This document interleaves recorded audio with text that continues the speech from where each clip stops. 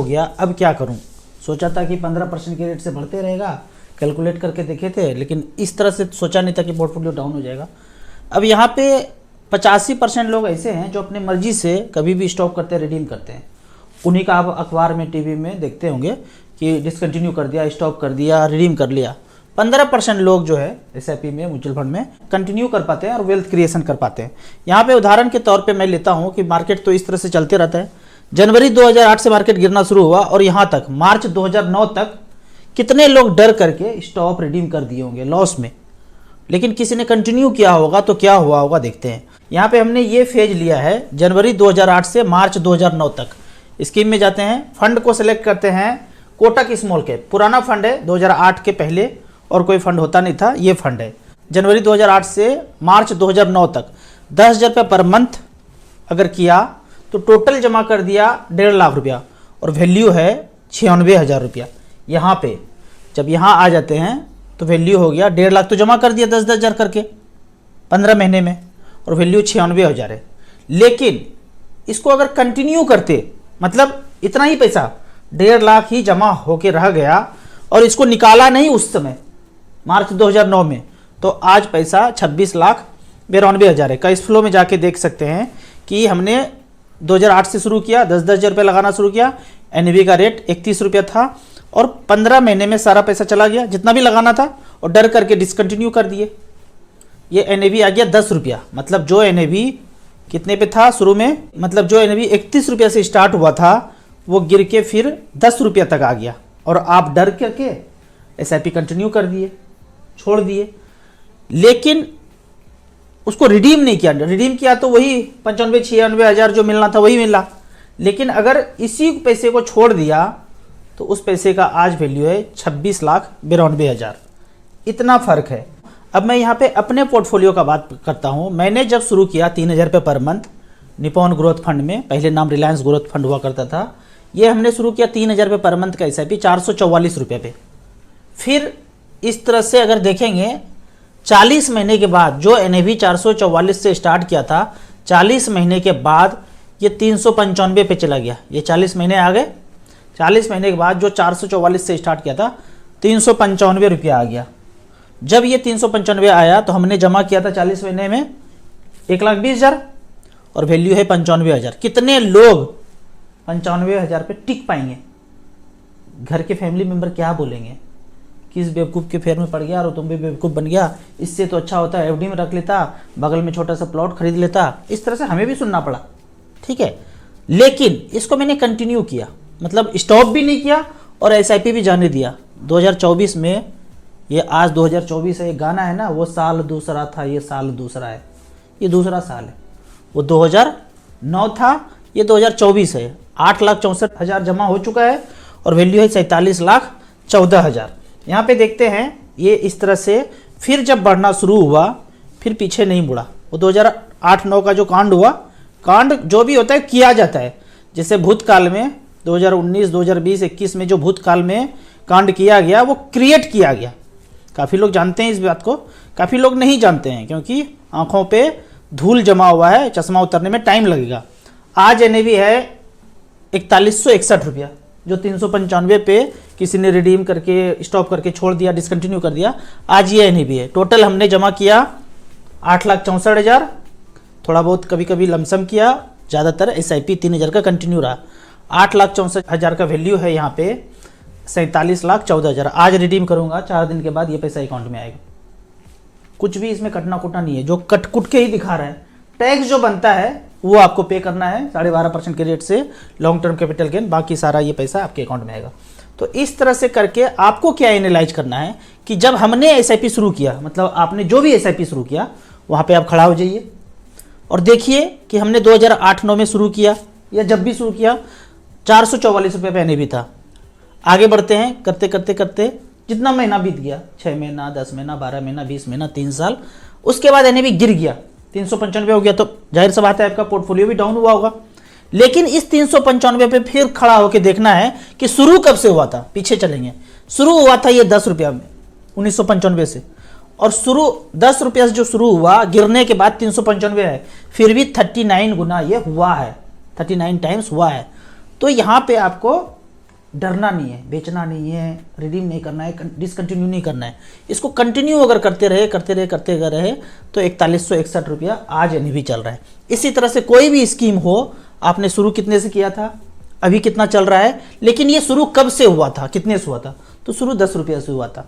कोई NFO भी होगा, स्मॉल कैप होगा, तो भी आप ज़्यादा ड्यूरेशन नहीं हुआ है तो भी इसको आपको कंपेयर दूसरे फंड से करना है कि मार्केट इसी तरह से चलता रहता है, आपको डिसकंटिन्यू नहीं करना है।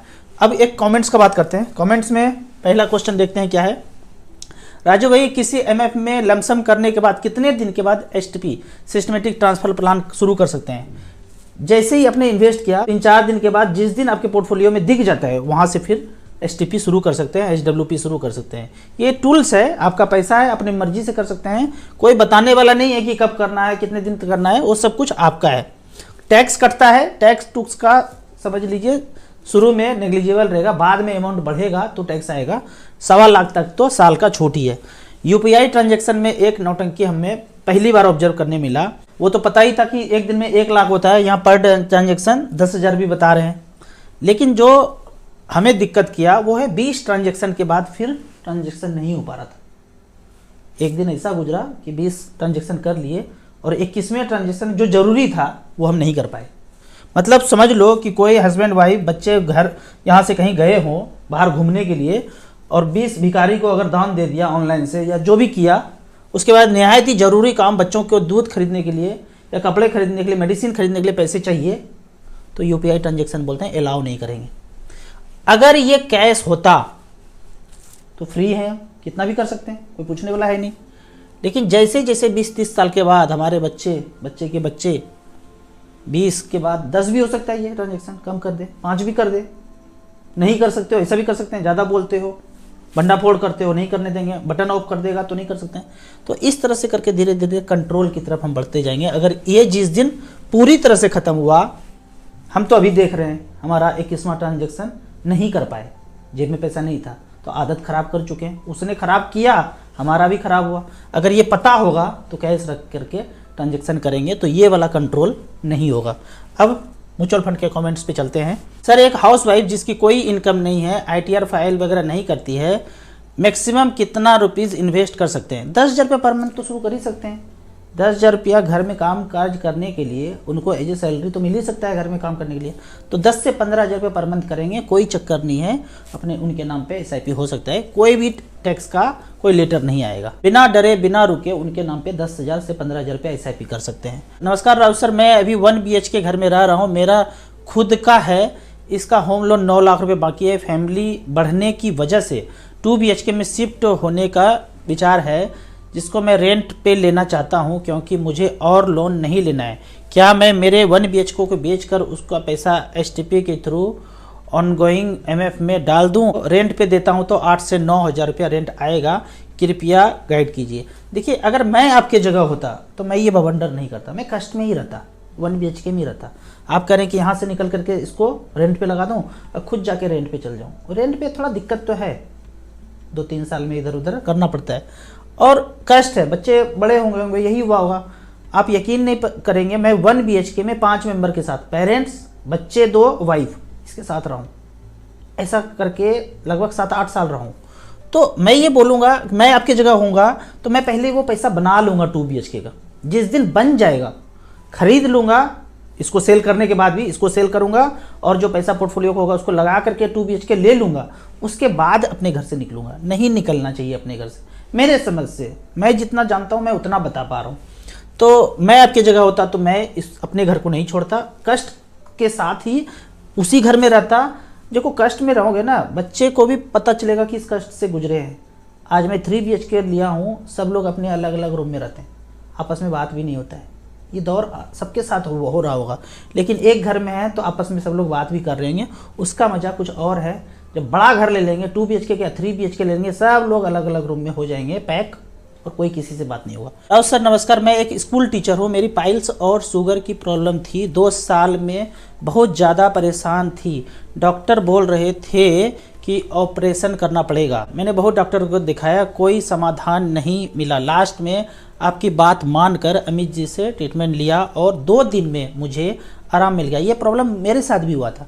अमित जी ने पता है मुझे क्या बताया, घास खाने, दुबा घास होता है ना वो खाने, एक दिन वो खाया और एक दिन पूरा पालक पत्ता मेरा, सुबह पालक पत्ता, दोपहर में पालक पत्ता, रात में पालक पत्ता, ऐसे ही कोई मिक्सी में जूस वूस नहीं बनाया, ऐसे पत्ता खाया और एक दिन में आराम मिला था। फिर DIP डाइट कंटिन्यू किए 1 सप्ताह तक तो नॉर्मल हो गया। तो इस तरह का प्रॉब्लम ना हमेशा ठीक होता है। जो बोलेगा ना जंगल का लुटेरा ऑपरेशन करना पड़ेगा, उनके पास तो एक ही समाधान है, ऑपरेशन ऑपरेशन ऑपरेशन। इस तरह के अगर चक्कर में फंस रहे, मैं तो बोलूँगा कोई भी ऑपरेशन का डेट मिल गया हो 1 सप्ताह के बाद होगा, 1 महीना के बाद होगा, अमित जी को फ़ोन घुमाइए। सारे वीडियो के डिस्क्रिप्शन में 1000 वीडियो है, उसके डिस्क्रिप्शन में अमित जी का नंबर है। हेल्थ आफ्टर वेल्थ, वेल्थ बना लिया, अब जंगल के लुटेरे से बचना है। जाओगे तो आधा पोर्टफोलियो साफ हो जाएगा अगर फंस गए तो वेल्थ के बाद हेल्थ पे ही आना है। थैंक यू कि आपने